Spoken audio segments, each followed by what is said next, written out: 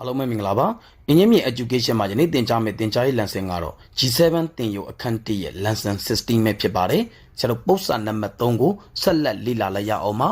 ပု္ပ္ပစာနံပါတ်3မှာဖြန့်ဝေရဂုဏ်သတ္တိ3ရေတွက်ပါလို့ပြောထားပါတယ်ဆရာတို့တွက်ချင်တယ်လို့တွက်ပြီးလို့မရပါဘူးဖြန့်ဝေရဂုဏ်သတ္တိကိုအသုံးပြုပြီးတော့တွက်ပေးရမှာပဲဖြစ်ပါတယ်ဒီမှာဆိုဆရာတို့ပု္ပ္ပစာ5ပုဒ်ရှိပါတယ်ဆရာအားလုံးကိုသင်ကြားပေးသွားမှာပဲဖြစ်ပါတယ်နံပါတ်ကကြီး99 into 9လို့ပေးထားပါတယ်ဆရာတို့ပုံမှန်တိုင်းတန်းမြောက်ပြီးတော့အဖြေရေးပြီးလို့မရပါဘူးအသုံးပြုခိုင်းသောဂုဏ်သတ္တိသည်ဖြန့်ဝေရဂုဏ်သတ္တိပါဒါကြောင့်ဆရာတို့ကဖြန့်ဝေရဂုဏ်သတ္တိကိုအသုံးပြုပြီးမှပဲဖြေရှင်းပေးလို့ရမှာပဲဖြစ်ပါတယ်ဒါကြောင့်ဆရာတို့က99နဲ့9ကိုကြည့်တဲ့အခါမှာဆရာတို့99ကိုခွဲပါမယ်ပေါင်းခြင်းနဲ့ခွဲမလားနှုတ်ခြင်းနဲ့ခွဲမလားကြိုက်တဲ့နီလန်းကိုအသုံးပြုပြီးတော့ခွဲပြီးလို့ရပါတယ်ဆရာကတော့နှုတ်ခြင်းနဲ့ခွဲလိုက်ပါမယ်99ဒီဆရာတို့က100ထဲကနေ1ကိုနှုတ်လို့ရရှိလာတာပဲဖြစ်ပါတယ်ဒါကြောင့်ဆရာတို့99ကိုခွဲလိုက်ပါမယ်99ကိုခွဲလို့ရလာတော့တန်ဖိုးဒီ100 minus 1ပဲဖြစ်ပါတယ် into 9ပဲဖြစ်ပါတယ်ဒါဒီဆရာတို့ကဖြန့်ဝေရဂုဏ်သတ္တိဖြစ်သွားပါပြီဒါဆိုရင်9လေးဒီ100ကိုလည်းမြှောက်ရပါမယ်1ကိုလည်းမြှောက်ရပါမယ်9နဲ့100နဲ့မြှောက်ပေးပါမယ်100 into 9ပဲဖြစ်ပါတယ်လက္ခဏာဒီ minus ပါ1နဲ့မြှောက်ပါမယ်1 into 9ပဲဖြစ်ပါတယ်ဆက်လက်ဖြည့်ရှင်းပေးပါမယ်100နဲ့9နဲ့မြှောက်လို့ရရှိလာတော့တန်ဖိုးဒီ900ပါလက္ခဏာက minus ပါ9တက်လီ9ပဲဖြစ်ပါတယ်900ထဲကနေဆရာတို့9ကိုနှုတ်ပါမယ်ရရှိလာတော့တန်ဖိုးဒီ891ပဲဖြစ်ပါတယ်ရှင်းလင်းချက်ကိုနားလည်လိမ့်မယ်လို့ထင်ပါတယ်နံပါတ်ခါခွေ80 into 101လို့ပေးထားပါတယ်ဒီမှာဆိုဆရာတို့က101ကိုခွဲပေးပါမယ်101ကိုခွဲတဲ့အခါမှာဆရာက100 plus 1လို့ခွဲလိုက်ပါမယ်ဒါဆိုရင်ဆရာတို့က18နဲ့ဝင်မြောက်လိုက်ရင်ဖြန့်ဝေရဂုဏ်သတ္တိကိုရရှိမှာပဲဖြစ်ပါတယ်ဒါကြောင့်ဆရာတို့ရေးလိုက်ပါပြီ80 into 100 plus 1လို့ထည့်လိုက်ပါပြီ18က100ကိုလည်းမြှောက်ရပါမယ်1ကိုလည်းမြှောက်ရပါမယ်ဒါမှသာဆရာတို့ဖြန့်ဝေရဂုဏ်သတ္တိကိုအသုံးပြုပေးခြင်းပဲဖြစ်ပါတယ်18နဲ့100နဲ့မြှောက်ပါမယ်18 into 100လက္ခဏာက plus ပါ18နဲ့1နဲ့မြှောက်လိုက်တော့80 into 1ပဲဖြစ်ပါတယ်ဆရာတို့မြှောက်လိုက်ပါမယ်3ညနှလုံးတိုးလိုက်ပါမယ်1800ပဲဖြစ်ပါတယ်လက္ခဏာကဆရာတို့ plus ပါ18နဲ့1နဲ့မြှောက်တော့18ပဲဖြစ်ပါတယ်ရရှိလာတော့တန်ဖိုးကိုပေါင်းပေးလိုက်မယ်ဆိုရင်1880ပဲဖြစ်ပါတယ်နံပါတ်ကငယ်389 into 8 plus 11 into 8လို့ပေးထားပါတယ်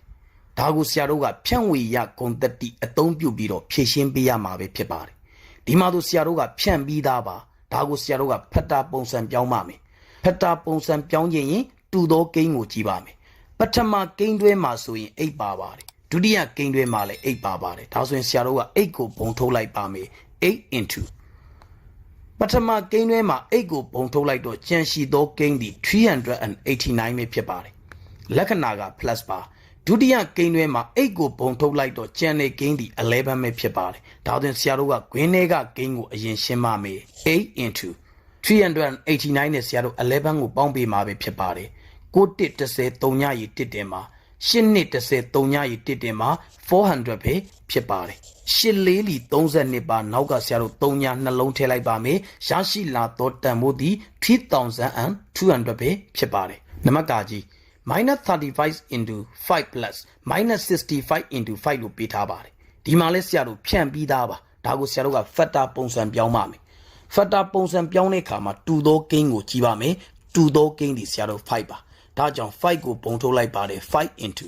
5ကိုပုံထုတ်တော့ minus 35လက္ခဏာဒီ plus ပါ5ကိုပုံထုတ်လိုက်တော့ minus 65ကျန်ပါတယ်ခွင်းထဲကကိန်းကိုအရင်ရှင်းပါမယ်5 into minus 35နောက်က minus 65ပါလက္ခဏာတူရင်ပေါင်းပါမယ်တူတဲ့လက္ခဏာတက်ပါမယ်9 9 10 1တင်ပါတယ်